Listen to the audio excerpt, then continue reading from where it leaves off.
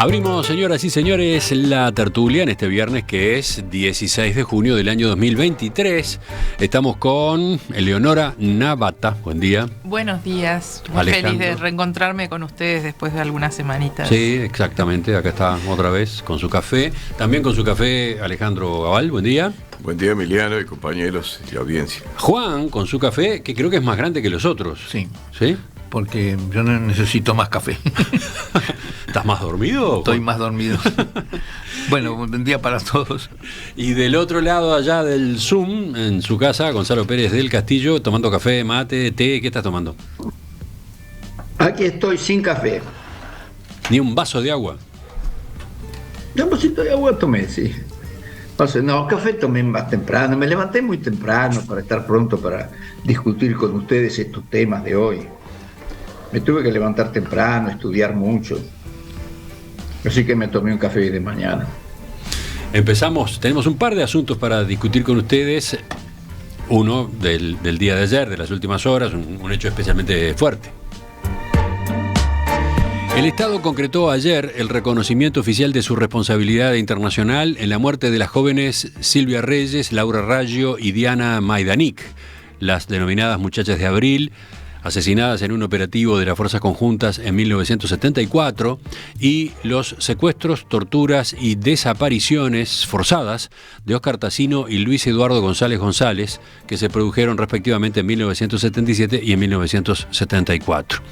Además, el Estado admitió las carencias que dificultaron durante años el esclarecimiento de esos casos y asumió el compromiso de dar con el paradero de las víctimas desaparecidas e investigar, sancionar y reparar adecuadamente las violaciones de derechos humanos cometidas en estos hechos.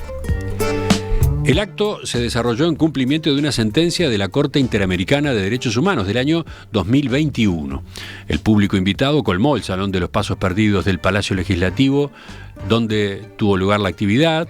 Además, cientos de personas se concentraron en las afueras del Parlamento para seguir las oratorias a través de una pantalla gigante, y también había otra concentración que seguía la emisión en la pantalla del INPO en 18 de julio y Ejido. La ceremonia fue encabezada por la vicepresidenta Beatriz Argimón y el subsecretario de Relaciones Exteriores Nicolás Albertoni. Según dijo Argimón, hace un mes el presidente Luis Lacalle Pou le había transmitido su voluntad de que fuera ella quien asumiera ese rol, ya que la Comisión Interamericana estipulaba que el acto debía ser llevado a cabo por altas autoridades nacionales. Después de la ejecución del himno nacional, la vicepresidenta fue la primera en hacer uso de la palabra.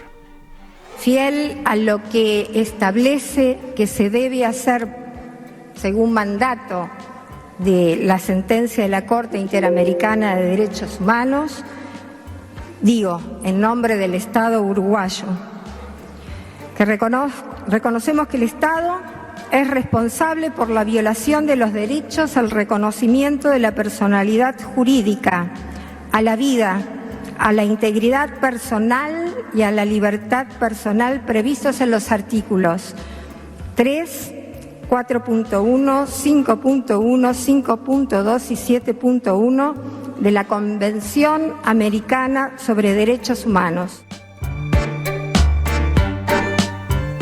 En nombre de las víctimas habló Karina Tassino, hija de Óscar, que en los primeros minutos de su intervención marcó la ausencia del presidente en el acto. Lamentamos la ausencia del señor presidente de la República Oriental del Uruguay, doctor Luis Lacalle Pou.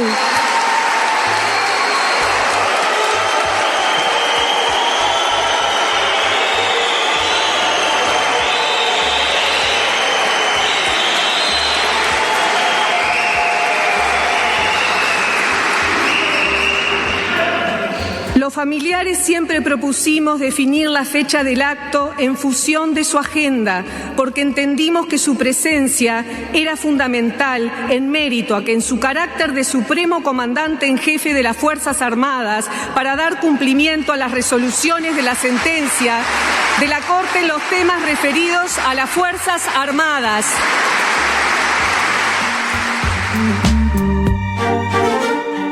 En la platea se observó una participación minoritaria de integrantes del oficialismo, entre ellos el ministro de Defensa Javier García, los senadores Jorge Gandini y Raúl Valle y los diputados Sebastián Andújar, Álvaro Viviano, Rodrigo Goñi e Iván Posada. A lo largo de su testimonio, Karina Tassino, cuyo padre, un militante del Partido Comunista, desapareció en 1977 cuando tenía 40 años, aludió a la incertidumbre de tanto tiempo sobre el destino de su familiar y la ejemplificó con el reciente hallazgo de restos óseos en el batallón 14 del Ejército. 46 años después me sigo preguntando, ¿sos vos, papá? Veo tus manos, tus piernas, tu cara, tu sonrisa, tu reloj, tu alianza, tus ojos. Siempre tus ojos.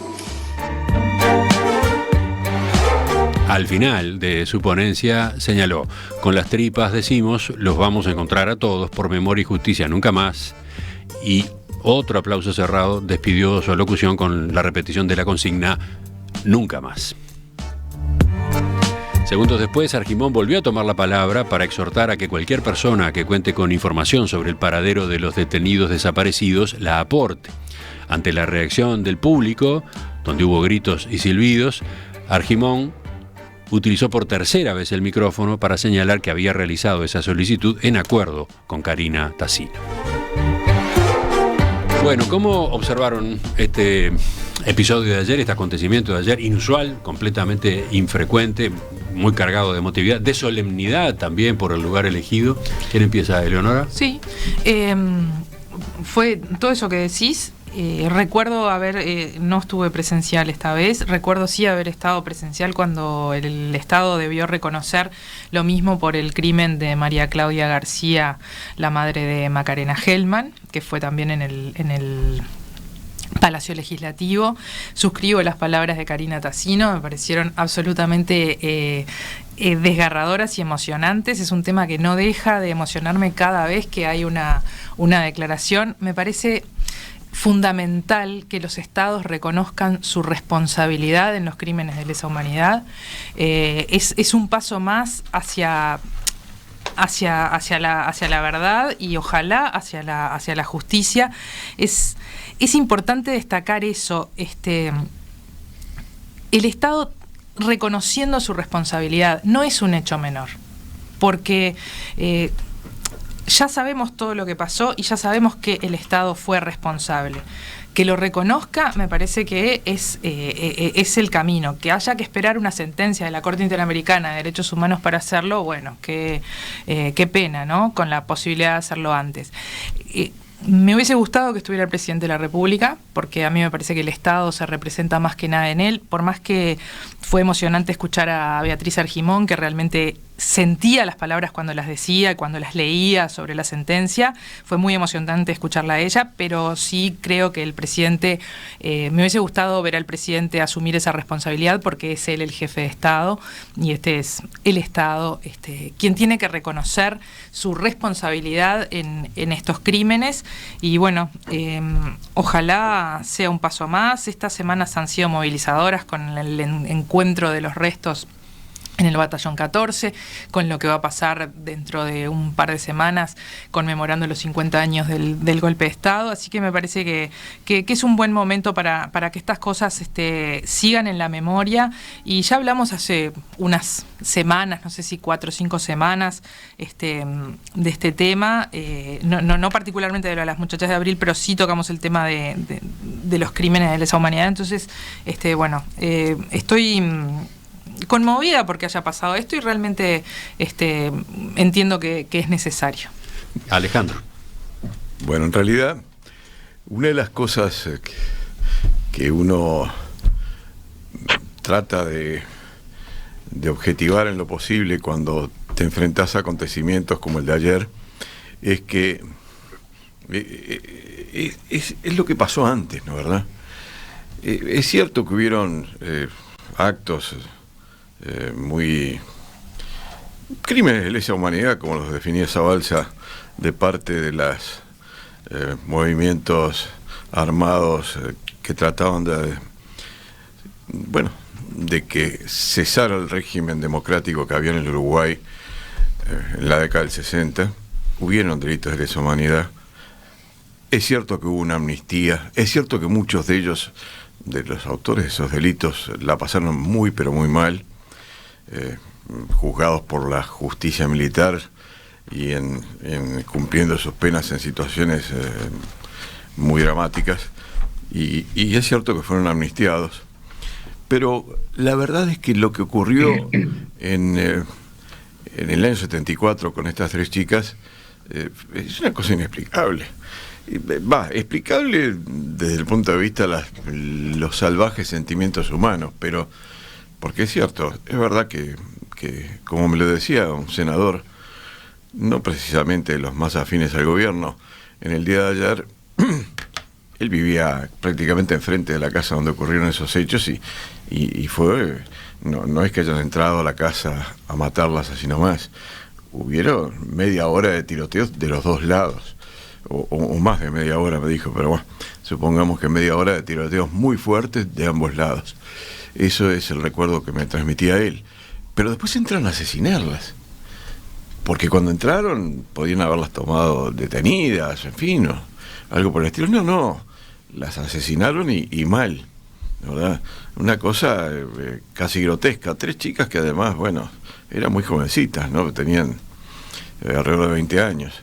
Y a esa altura, además, ni siquiera podía decirse que estaban en medio del fragor de la batalla, porque los movimientos de los tupamaros, en particular, las chicas eran del MLN, los movimientos tupamaros estaban totalmente derrotados, o sea que no tenía ni siquiera el sentido que podría, la explicación que podría haber dado la pasión de un enfrentamiento con un enemigo. Es cierto, hubo un enfrentamiento ahí, por cierto que hubo un enfrentamiento, pero era un enfrentamiento localizado, no se trataba de destruir al movimiento guerrillero. Lo que ocurrió fue horrible, una cosa absurda. En cuanto a los otros 2 que se mencionan a raíz de estos hechos, a uno lo conocí bastante, no digo que tuviera una relación de amistad íntima con él, pero sí lo conocí bastante, lo traté mucho. El otro prácticamente no conozco de su existencia más que el nombre y el apellido, pero por supuesto que hay muchísimos más desaparecidos, ¿no es verdad? Y torturados, o sea, no me explico por qué se concentra tanto solamente en ellos 2, pero bueno, está más que justificado que se concentren en los 2, ¿no es verdad? Insisto de vuelta, lo que ocurrió... Yo quería que nos enfocáramos en el acto de ayer, porque hemos tenido ya, incluso en la tertulia, discusiones a propósito de la previa, la preparación de este acto, de esta ceremonia de reconocimiento. Ahora lo que me interesaba era que nos concentráramos en lo que pasó, en esto, en lo nuevo. Bueno, lo que pasó fue necesariamente... Seguimos, vamos a escuchar a Gonzalo entonces ahora. Gonzalo. Sí, bueno, básicamente, Emiliano, yo te diría que mi opinión es que el presidente leyó mal la situación, se equivocó. A mí me parece que, como bien decía Alejandro, todos hemos tenido un pariente, un amigo, un familiar torturado, preso, asesinado, desaparecido. Yo mismo que estaba en el exterior, tengo muchísimos. Y yo creo que esto se ha convertido en el Uruguay como un emblema nacional. Esto de que nunca más queremos volver a vivir eso. Y esto es parte de la cultura del Uruguay moderno. Porque si no, no te explicás que el día de la movilización por los desaparecidos haya esa masa impresionante de gente joven, gente que no vivía cuando sucedieron estos actos. Y sin embargo moviliza a toda esa gente. ¿Por qué? Porque es parte de una cultura. Ahora, toda cultura tiene sus ritos y tiene sus mitos, y estos no son explicables. No puedes entrar a racionalizar, a tratar de explicar si es justo o es menos justo. No, es parte de otro, está en otra esfera. Es como que tú le quisieras explicar a un musulmán por qué hace el Ramadán, o a un judío por qué observa el Sabbat, o a un católico por qué va a misa los domingos. No hay explicación.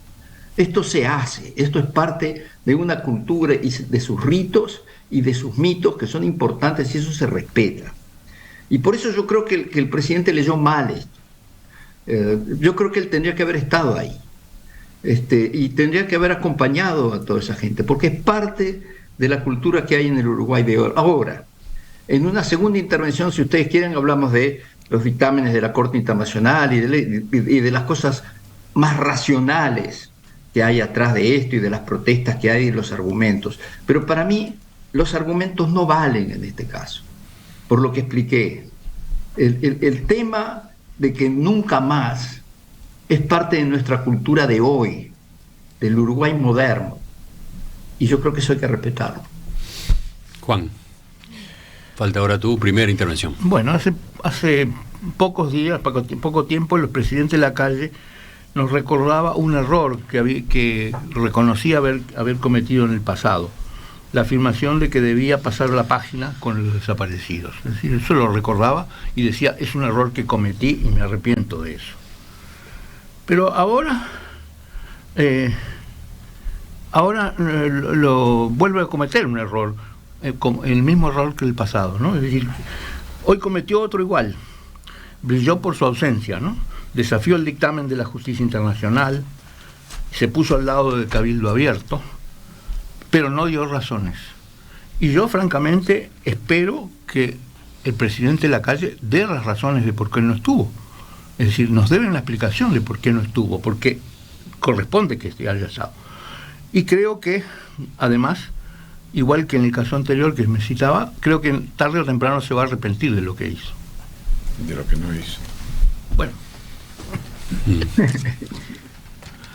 Sí, retomás tú allí, Gonzalo, porque ese era uno de los puntos que habías mencionado. No, yo creo que lo que dice Juan está muy en línea, lo que dicen todos. Yo simplemente agrego esa visión, ¿no? De que para mí estas cosas son cosas del presente, son cosas de cómo está constituida la sociedad uruguaya hoy y los valores que tiene la sociedad uruguaya hoy. Y no vale la pena mucho entrar a discutir las razones. Yo francamente, Juan, no sé qué es lo que el presidente puede explicar. Porque si entras en el argumento, entras en una discusión que es interminable. Todos los que vivimos esa época sabemos que el Uruguay de aquella época no funcionaba. La mayor parte de los jóvenes se tenían que ir, yo me fui. No había trabajo. La democracia liberal era despreciada por la mayor parte de la gente. No sé si por la mayor parte de la gente, pero era despreciada por todos aquellos que activamente buscaban un cambio, ya sea por la derecha para restablecer un orden o por la izquierda para tener una sociedad distinta y más justa. Pero mucha gente que era activa quería un cambio. Y después la verdad también es que había un montón de gente que iba desde los viejos conservadores que me decían a mí, no, Gonzalo, mira que tú tuviste mucho tiempo afuera, mirá que acá en el Uruguay tenemos muchos méritos, tenemos muchos valores que hay que conservar. Y desde esos viejos conservadores hasta Ernesto Che Guevara, muchos decían, mirá que en el Uruguay hay mucho para conservar, hay mucho de valioso y de rico acá, pero los jóvenes de aquella época, me incluyo, queríamos un cambio.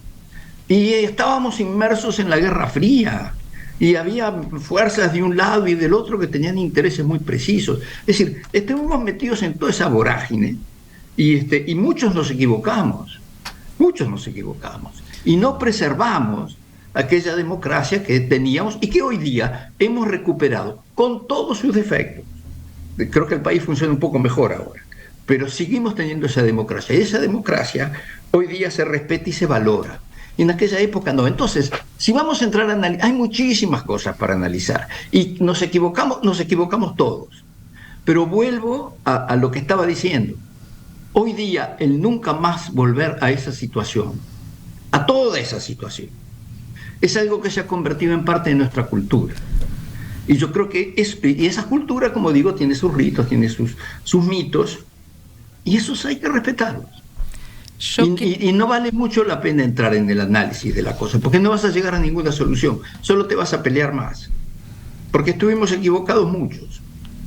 Yo, sin ánimo de pelear más ni nada, igualmente quiero volver a las ausencias en el acto de ayer, porque me parece significativo que haya pasado tan...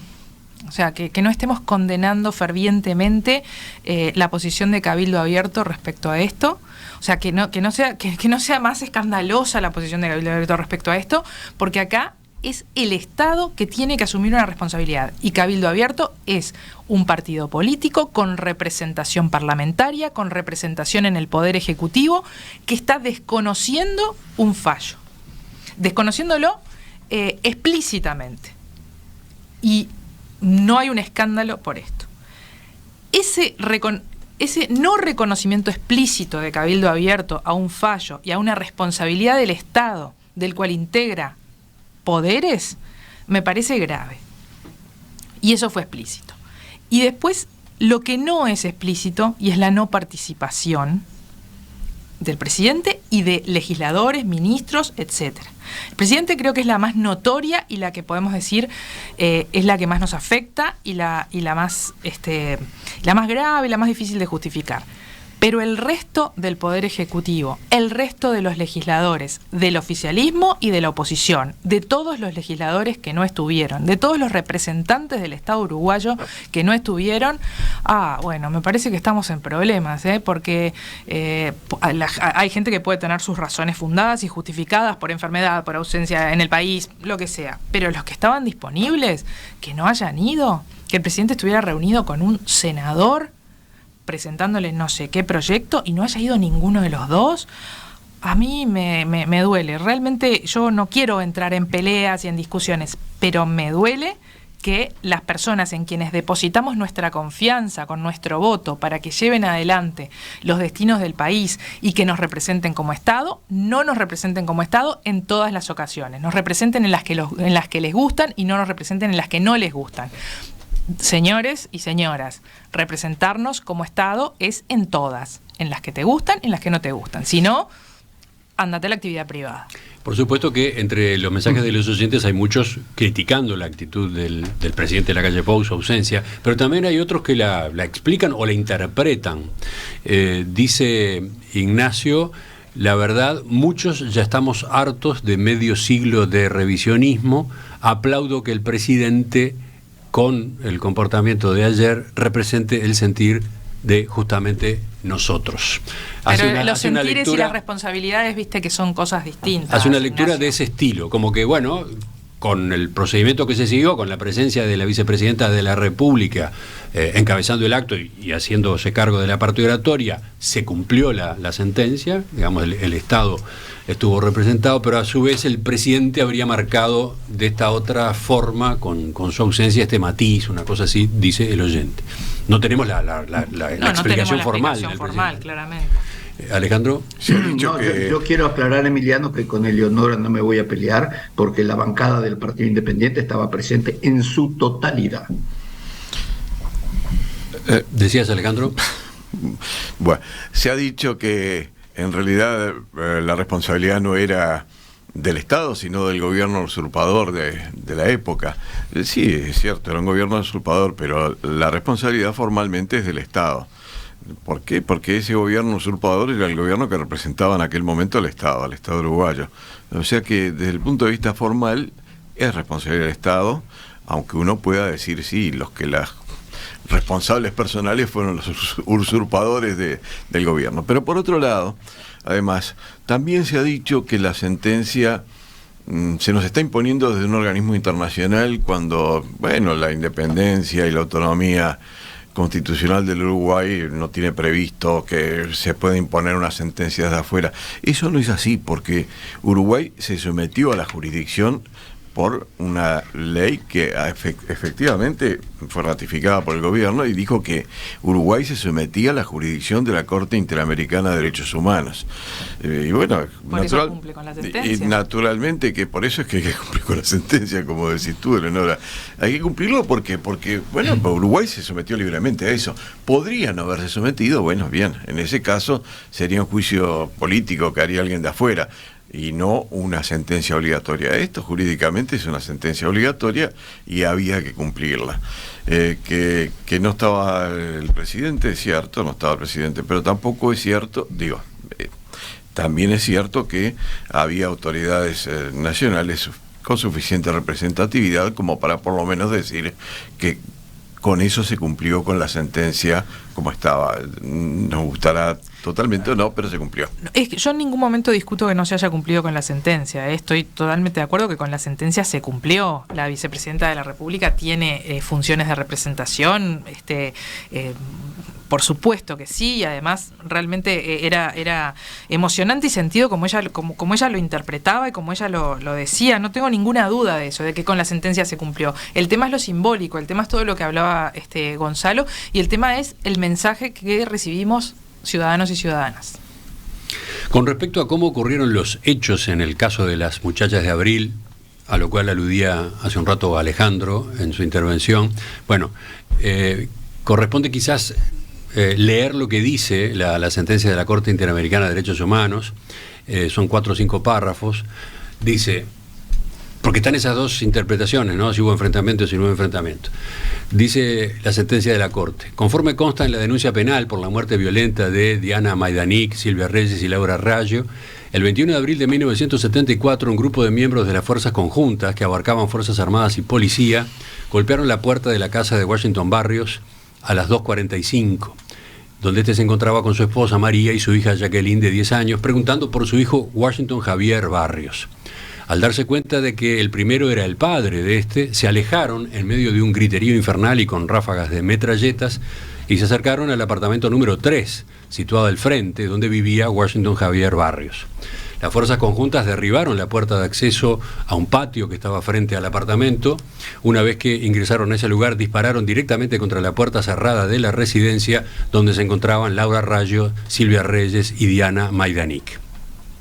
Un vecino de Silvia Reyes declaró que el tiroteo siguió alrededor de 5 minutos o 10 hasta que cesaron los disparos, y ahí comenzaron los gritos de los militares y de las muchachas, que gritaban que no dispararan, que no las mataran, y luego de eso se siente una ráfaga de metralletas que sacudían la pared mía. Ahí cesaron totalmente los disparos, dice ese testimonio.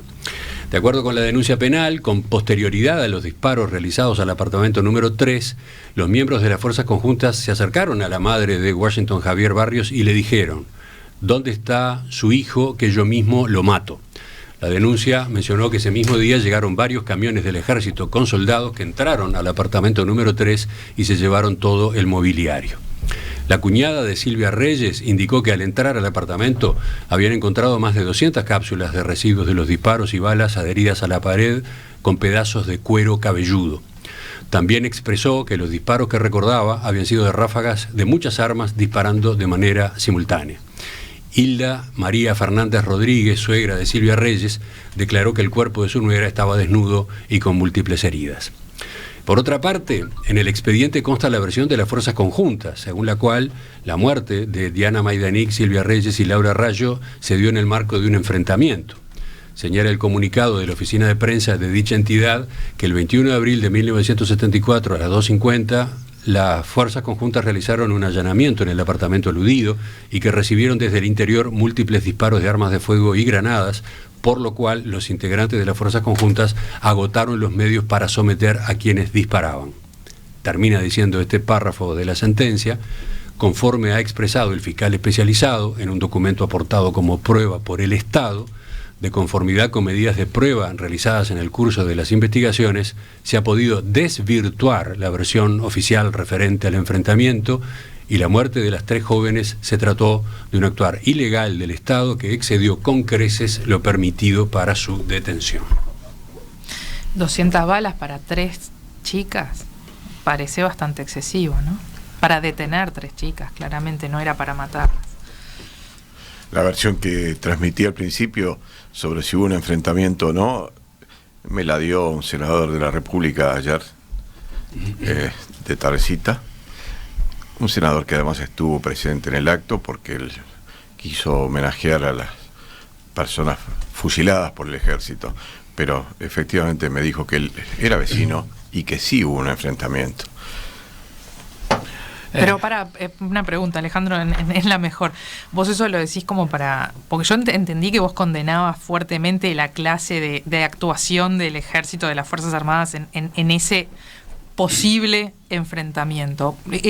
Lo que dijiste recién es para atenuarlo, no es simplemente para decir que la verdad parecería ser la versión que yo no puedo más que afirmar que le creo a esta persona porque la conozco de muchísimos años y me parece correctísima. Es que sí, que hubo un enfrentamiento primero y que después... Hay una asimetría de fuerzas, claramente, ¿no? Totalmente, pero que sí hubo un enfrentamiento y que después de eso lo que hubo fue una aberración, porque se metieron y cuando ya no tenían un enemigo, por decirlo en términos militares, enfrente, fueron y las fusilaron de una manera horrible. Eso es lo que... la versión que me ha llegado y que es absolutamente absurda.